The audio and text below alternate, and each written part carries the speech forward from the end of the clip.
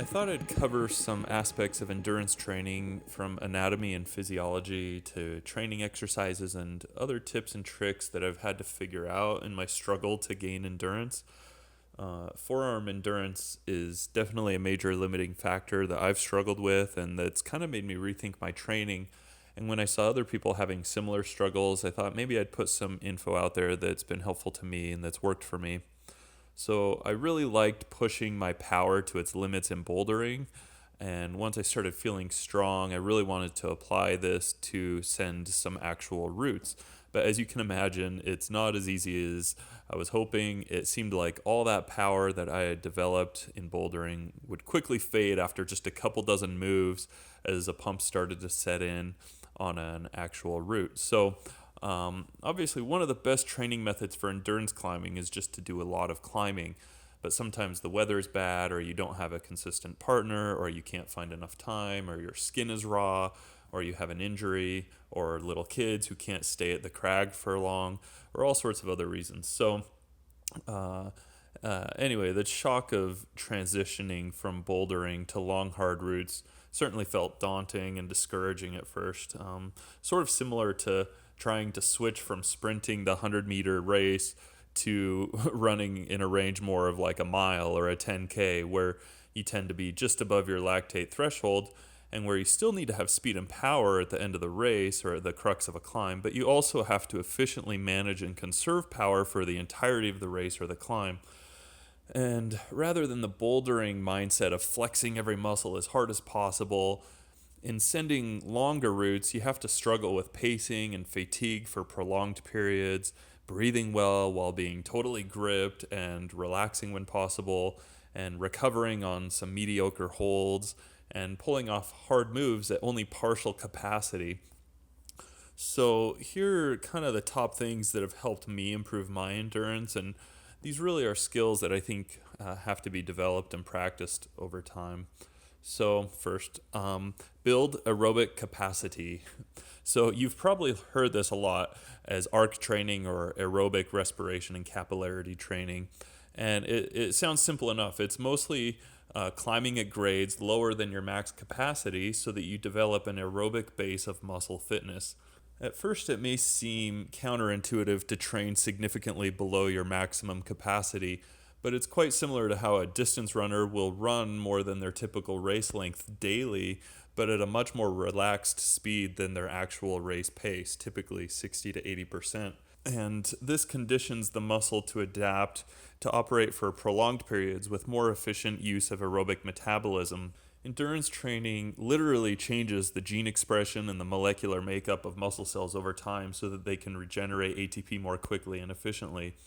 Some of these adaptations include plasticity in the muscle fiber types with increased aerobic capacity, like changing the strong, fast twitch, glycolytic type 2B or 2X fibers in humans that we typically develop in bouldering to change more to an oxidative, fast twitch type 2A fiber, which are still strong but have more fatigue resistance.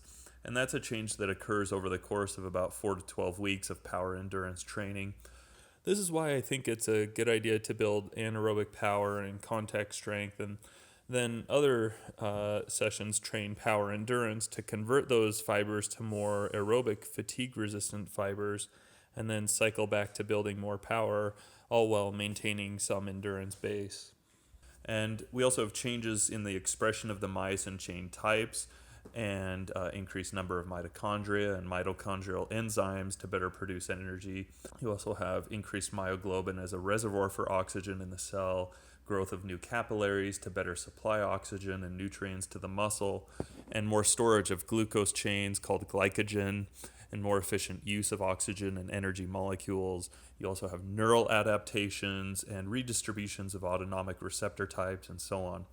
So here you can see a basic overview of metabolism with the three main sources of energy, which interestingly are also the three main structural building blocks of all tissues in the body: carbohydrates, fat, and amino acids, which make proteins.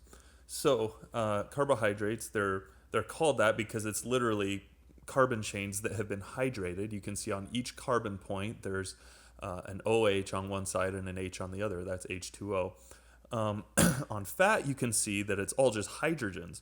So every time a carbon gets oxidized or binds to an oxygen, that releases some amount of energy, which is harnessed into making ATP. And the most that a carbon can be oxidized is 4 bonds to 2 oxygens, called carbon dioxide. So we literally breathe out the sugar and fat that we oxidize and use that oxidization energy to make ATP, or these intermediate energy storage molecules called NADH and ubiquinol. Anyway, for energy production, all of these have to be deconstructed into 2 carbon chains, which are called acetyl groups. These acetyl groups bind to an enzyme called coenzyme A, or just CoA.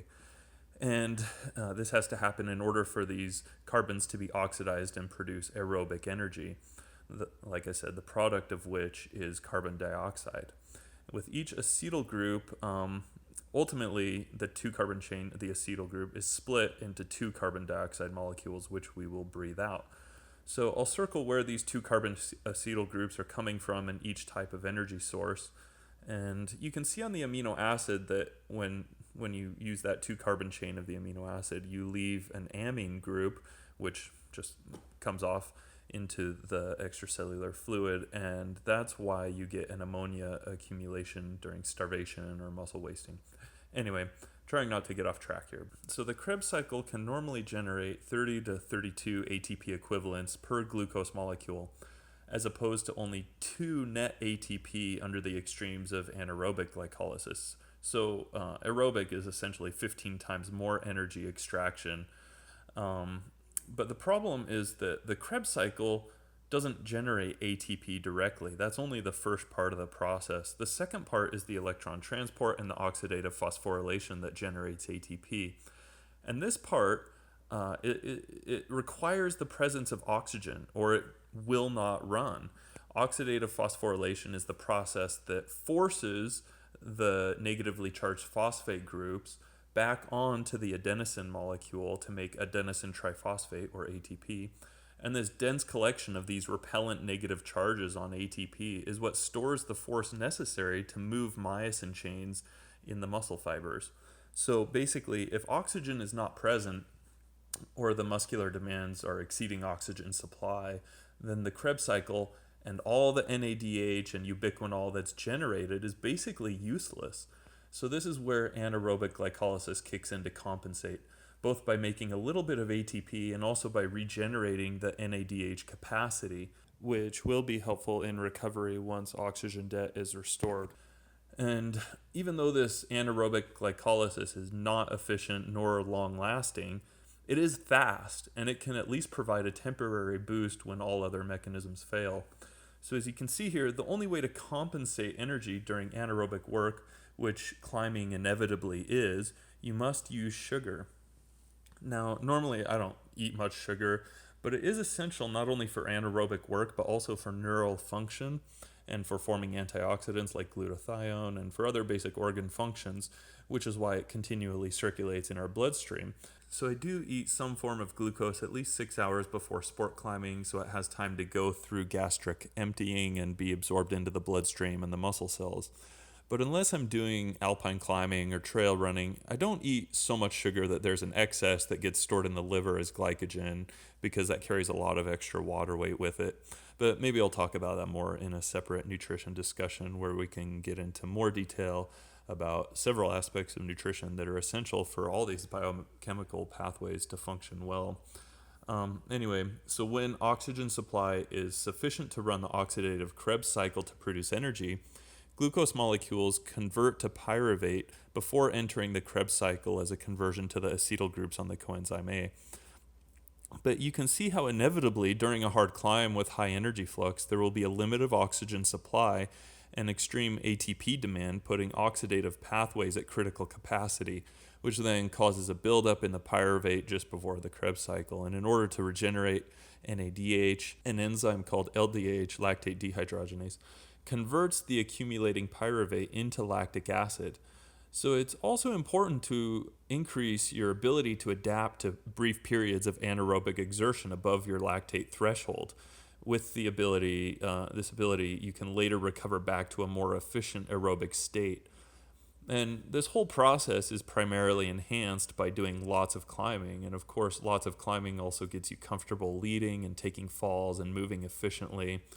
But the first of the three exercises that I show addresses this aspect of reaching your lactate threshold during at least some of your endurance training workouts, especially in the context of prolonged cardiovascular demand, because some evidence indicates that time spent in that zone of lactate threshold correlates to the extent of mitochondria proliferation in the muscle itself.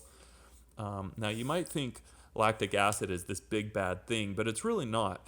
It enters the bloodstream, it goes back to the liver where it's converted back to glucose, and then it's shipped back to the muscle through the bloodstream in a process called the Cori cycle.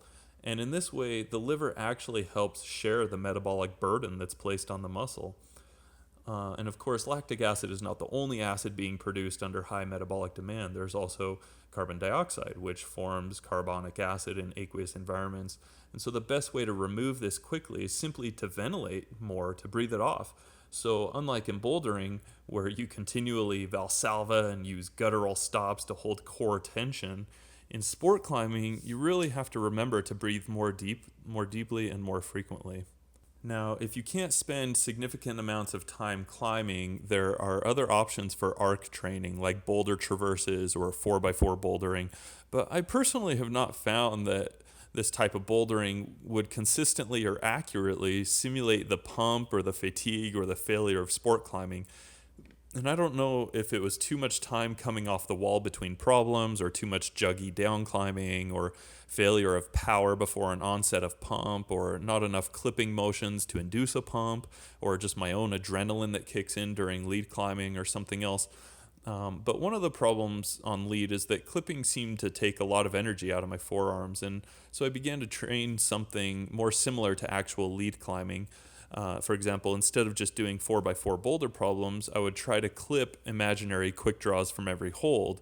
And rather than just hangboarding with the 7-second double-handed isometric hangs on my Beastmaker fingerboard, sometimes even with weights added, instead I took some weight off by putting my toes on a low step and hanging slightly inverted, like 15 to 20 degrees, by only one hand at a time for 5 to 7 second repetitions, which sort of simulates the 3-point stance, the act of clipping, and also the act of quickly shaking out the other hand all at once.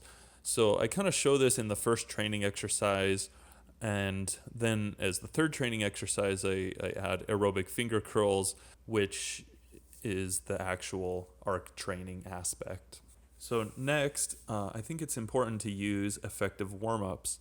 It takes a bit of warming up for vessels to dilate and improve blood flow, and it takes a bit for aerobic oxidative pathways to actually become more efficiently activated via molecular phosphorylation signaling events that produce ATP through both aerobic and anaerobic mechanisms. And it takes a while for things like glucose receptors to be inserted into cell membranes after ATP is used. It's this signaling pathway called the AMP kinase pathway. And also just for collagen fibers of tendons to be preloaded and so on. So typically somewhere in the range of 10 to 20 minutes of light muscular activity will do this. But I also felt like if I warmed up too much or too hard, it really sapped my strength. And part of this likely relates to ischemic conditions in the muscle, meaning not enough oxygen and glucose are getting to the muscle right off the bat.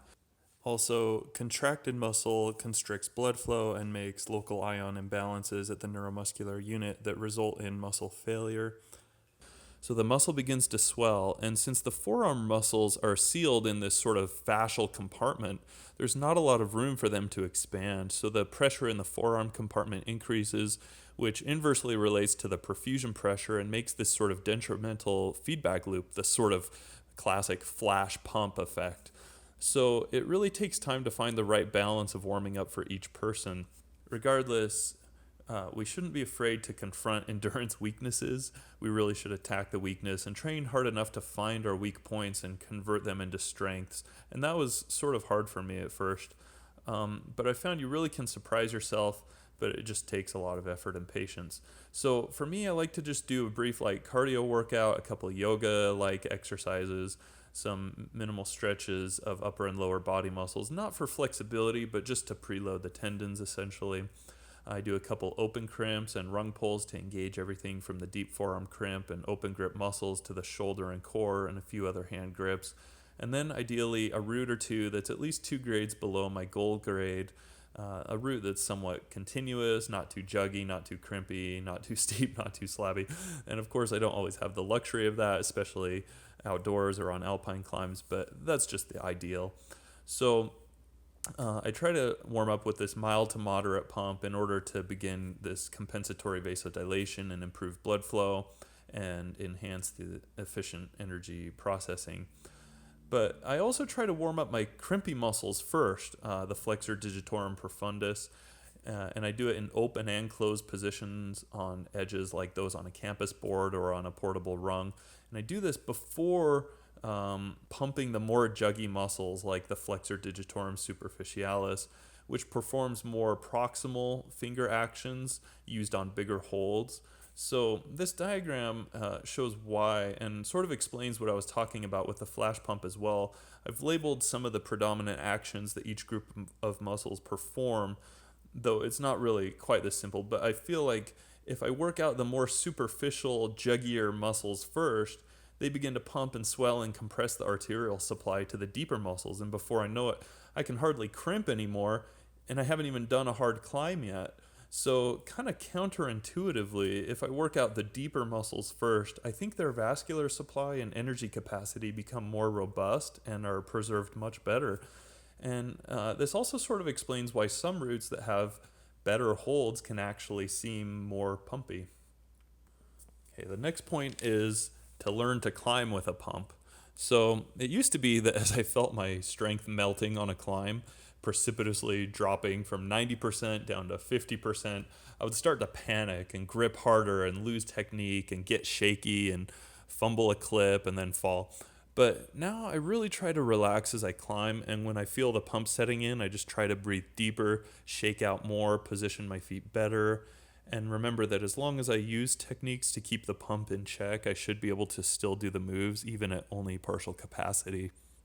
The next point that took me a while to learn was to rest and recover. And this was hard for me because I just wanted to fire up the route, but climbing isn't like marathon running where you aim for some steady, consistent pace, something fairly reasonable just above or just at your aerobic threshold. There's a lot of hard parts in the route that necessarily exceed your oxidative capacity, and then you have to recover quickly to have a chance at completing the whole route. It's sort of like doing your fastest 100-meter sprint through the crux and then having to run a mile immediately afterwards. So the ability to recover on good holds absolutely requires building up aerobic capacity, which is done over several weeks at least, 4 to 5 weeks of genetic adaptations and enzyme expression changes that improve the ability to oxidatively blast those acetyl groups through the metabolic machinery. And interestingly, it turns out that these cellular adaptations are actually lost after about 4 to 5 weeks of inactivity as well. So consistent training is definitely important. And I think that's another reason that these exercises I'll show here at the end are useful. They can essentially be done anywhere if you have a portable rung. So if you're traveling or stuck at base camp or some other body part is injured or bad weather or whatever, at least you can try to maintain some of the endurance you've gained. Okay, so to reemphasize, take time to shake out and recover at rests, which may take up half the climbing time or more. And when I rest, I like to rest each arm for about 5 to 8 seconds. And even if the holds aren't ideal, I try to rest until it feels like I'm not getting anything else back. And as I'm resting, I think about I hope this helps. I think it helps me just think about lactic acid and carbon dioxide flushing out and new oxygenated, nutrient-rich blood coming in. And when I shake out with my arms down. And the reason for this kind of relates to these two formulas. So the first shows how pressure, perfusion, and resistance relate. And the real limitation, the central mechanism to a pump, is that there's not enough perfusion of oxygen and glucose into the muscle cell for the demands being placed on it. And as a consequence, it creates this sort of secondary problem of lactic acid accumulation But the bottleneck limitation is not so much that lactic acid can't drain from the veins, it's that energy flux has exceeded the cellular capacity or the vascular supply. So, although in some particular cases, raising arms might be a better choice. When you raise your arms, you're really only addressing the secondary problem, but when you lower your arms, you're better addressing the primary problem. And this is shown by the second formula, where the intravascular pressure of blood with a density of rho increases significantly when the arm is lowered by a height h. And this pressure increase in turn would increase pressure, perfusion pressure, according to the first formula, assuming that vascular autoregulation maintains a relatively equal resistance for the short duration of a shakeout. And resistance is shown in parentheses here as inversely proportional to the fourth power of the lumen radius, according to the Poiseuille relationship. Also, try to shake out between every hold whenever possible. As I climb, I try to do a little micro shake as my hand moves up to higher holds, even if it's just a tiny flick of the wrist, because I think this gets just a tiny bit more blood flowing through and a little bit more lactic acid draining out of the tissue. It's also important to start consciously relaxing and shaking before you start feeling pumped so that you stay a bit ahead of the problem rather than always feeling like you're behind. Straight arms are often best on resting, but in some cases, flexed arms might be better if it helps take weight off the forearm flexors. And try to think about what arm to rest the most for the subsequent moves and what type of movement that grip will require. So while climbing and resting, also think about relaxing all your muscles, especially your grip. Unlike bouldering, where you typically grip each hold as hard as possible, in sport climbing, you have to practice gripping each hold as effortlessly as possible to conserve energy. And when getting fatigued or gripped, instead of tensing up, just try to relax more. And as I mentioned before, remind yourself to keep focusing on good breathing. You can Valsalva on the hard moves, of course, but I often have to remind myself to immediately breathe again after each hard move, and it should also help to breathe a lot just before the hard moves as well. Another tip is to use good climbing techniques, so good footwork, efficient movement, relaxed grip, weight on the legs, hips into the wall. Try not to chalk up too much unless you're on a good rest. Don't power through the more technical moves even if they feel easy. And keeping that body weight on your toes and pushing up the wall primarily with your feet, using hands only as an accessory when necessary. Don't test bounce your feet. I used to do that a lot. Just use quick, efficient, and precise foot and hand placements and climb fast, except when you're recovering at a rest. So all these things sound minor, of course, and obvious, but I really think it makes a bigger difference than you might expect. So also, it helps to keep good body positioning, which can be helped with yoga and Pilates practice. And you should use this efficient positioning for stable 3-point positions to clip and to rest. And obviously, don't forget other techniques like knee bars, knee scums, heel hooks, toe hooks, all of that to ease the burden. So, in essence, you should just trust all your training, relax your mind, and give 100% effort every time. I really think 100% effort on a route is probably the most important thing that the best climbers have mastered. And I often haven't taken myself seriously enough to try hard always on every route, but as I've put lots more effort in, I've gotten a lot more results out. And every hard fought battle with a route makes you better and your weaknesses less. So here's a summary of all the points I made. The concepts and understanding of these mechanisms are probably more important than any advice that I give, because that's what will help you adapt your training specific to you and your needs. And I'd also like to know what other tips you guys have, any training methods or any other ideas that have helped you. Please feel free to comment below. So the next video will have the training exercises I mentioned, and I hope that helps. Thanks.